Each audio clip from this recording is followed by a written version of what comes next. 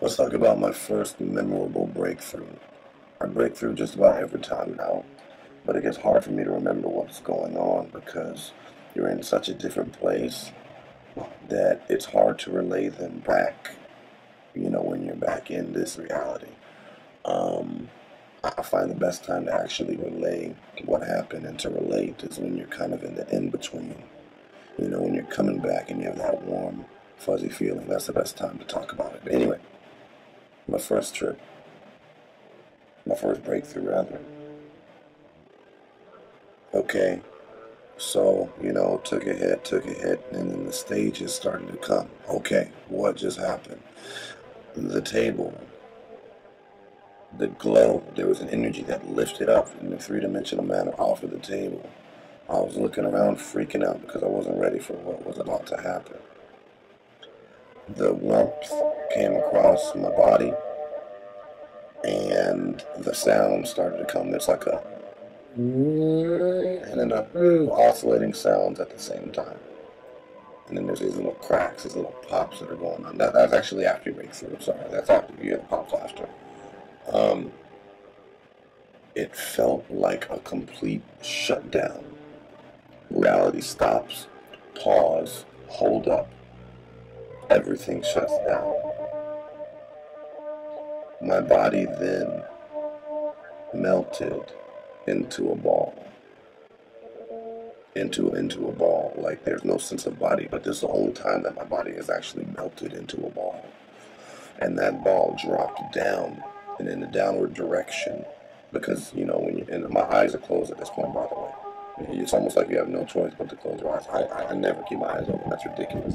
But anyway, this ball dropped downward into the ground, we'll call it. Down, down, down, down, down, down, down. Next thing you know, I'm in a tunnel.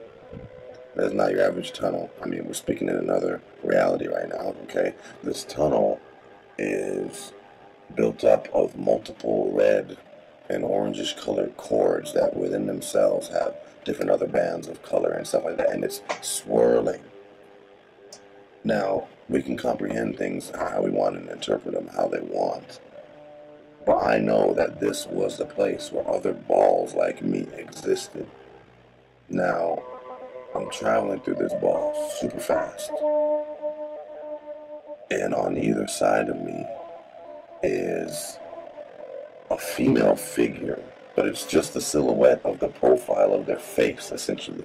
I don't look at them directly, I just know they're there. And they're acting as my guides through this tunnel. Okay? This was one of the only trips where I actually stayed in one place the entire time. Usually I'm all over the place, like here, there, there. It's almost like you got a tour guide trying to jam as much tourist attractions as possible. But this time I was just in this one place, but I understood the most out of this one. So as I'm going through this tunnel, my mind here back on Earth is having worries. Oh crap, my girlfriend's gonna get home soon. She's gonna see me like this. And every time I had a thought like this, they were like, relax. It's cool. Just don't worry about anything. And the funny thing is, like, they're not speaking to you in English or anything, but you can comprehend everything that they're saying. It's mind blowing when you think about the concept. And you know what? They led me for a little bit more, and interpret it as you will. But sooner or later the trip was done, and I was the only person. Well, sooner or later the trip was done, and I come out, and I don't know about anybody else, but every time I come out, it's it since it was the first time coming back to my body, it made me realize something. It made me realize that I am just a soul driving a vehicle. That vehicle is my body. Okay. I looked at my hands. It looked like it was the first time I've seen them. My body, like, imagine you're from one country, you move to America, you live there for 6 years, and then you go back to that country. What happens? It seems foreign a little bit. It's like, oh, hey, that's what that looks like, yeah? That's how my body felt. I felt a little disassociated with my body because I was aware that I was essentially just driving it and that it belonged to me, or I was using it, whatever, I don't know. I looked around the room. Everything was two-dimensional. This happens every time. And it wasn't so two-dimensional, but every color was blended together, sort of bold. Like, there wasn't shades of anything. It was just very cartoonish. Like, if you can think of that game, Parappa the Rapper, like that cartoon type stuff. Right? And honestly, it made me feel like that's this world. This world, this reality is so two-dimensional. There is so much more out there that we're not seeing, that we're not enjoying and anticipating. And honestly, I immediately want everybody to do it. I'd love to share this experience with everybody and level with them and see where they've come from, because my friends haven't broke through. They haven't. They've gotten close, but they haven't. And it's so sad. Breaking through multiple times. Excuse me. And then not breaking through. But anyway, you come back, you have that warm feeling, and it's that fuzzy, and you're just looking around, and it's like Terrence McKenna said, the come down off of DMT is like the most intense acid trip you've ever felt. The most intense acid trip is equivalent to the come down